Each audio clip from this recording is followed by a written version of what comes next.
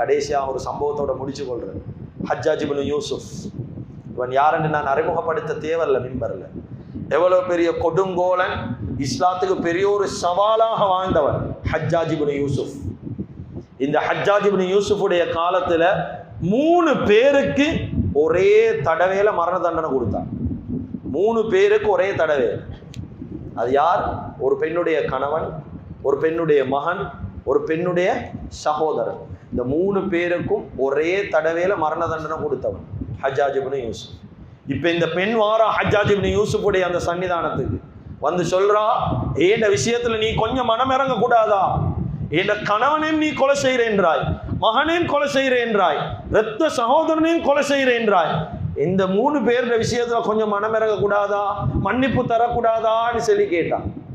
அந்த நேரத்துல ஹஜ்ஜாஜ் இப்னு யூசுப் இந்த பெண்ணுடைய கண்ணீரை பார்த்துட்டு சொன்னான், உனக்கு நான் ஆஃபர் ஒன்று தாரேன், உனக்கு நான் ஒரே ஒரு சந்தர்ப்பம் ஒன்று வாழ்க்கையில தாரன். இந்த 3 பேர்ல ஒத்தர கையை நீ தூக்கினா அவரை நான் உயிரோட விட்டுடுவேன், வந்த 2 பேரும் கொலை செய்யும். இது எவ்வளவு பயங்கரமான ஒரு சோதனை கண்ணியமிக்கவர்களை. கொஞ்சம் யோசிங்க. ஒரு பெண்ணுடைய கணவன், பெண்ணுடைய மகன், பெண்ணுடைய இரத்த சகோதரன், இந்த 3 பேர்ல யார்ட கையை தூக்கேலும், யார்ட கையை எங்களுக்கு எடுக்கலும் சொல்லுங்க பார்க்க. கணவனை காப்பாத்துறதா, இல்லாட்டி மகனை காப்பாத்தவா, இரத்த சகோதரனை காப்பாத்தவா, யாரை நான் தெரிவு செய்யலும்? கண்ணியமிக்க அல்லாஹ்வின் நல்லடியார்களே, அருமையானவர்களே, இவ அழுதுட்டு சொன்னா, எனக்கு இன்னும் ஒரு சந்தர்ப்பம் இல்லையா? இந்த 3 பேர்ல எனக்கு தெரிவு செய்யலாம், 3 பேரும் எனக்கு தேவையானவங்க, நீ மன்னிக்க மாட்டியா? ஹஜ்ஜாஜ் இப்னு யூசுப் சொன்னான், 3 பேர்ல ஒத்தரை தான் காப்பாத்தேலும், 2 பேர் கொலை செய்யப்படுவான். இந்த பெண்ணுக்கு வந்த சோதனை. இந்த பெண் யோசிச்சுட்டு உடனடியா அந்த இரத்த சகோதரனுடைய கையை தான் தூக்கினான். ஹஜ்ஜாஜ் இப்னு யூசுஃபுக்கு சரியான ஆச்சரியமாயிருச்சு.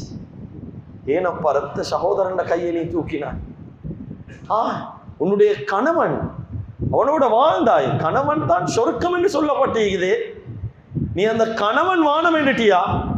இவ்வளவு காலம் ஆசை ஆர்வத்தோட பெத்த புள்ள 10 மாத காலம் அந்த புள்ள வானம் என்று சொல்லி நீ வானம் என்றிட்டாய், இரத்த சகோதரனை கையை தூக்கினாய். அந்த நேரத்தில் அந்த அந்த பெண்மணி சொன்ன பதில் ரொம்ப ஆச்சரியம். இந்த உள்ளத்தில் எடுத்து வாழும்.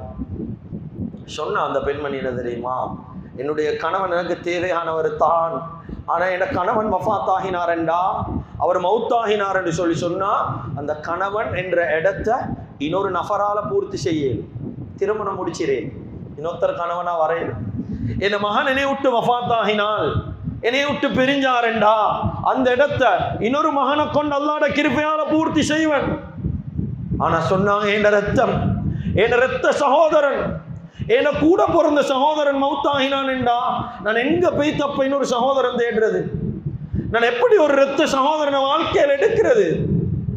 எனக்கு அவன் கூட பிறந்தவன் தேவைய வாழ்க்கையில, எதென்றாலும் அவன் தானே முன்னுக்கு வந்து நிற்கணும் என்பதாக அந்த பெண்மணி கண்ணீரோட பதில் சொன்னான். சுப்ஹானல்லாஹ்.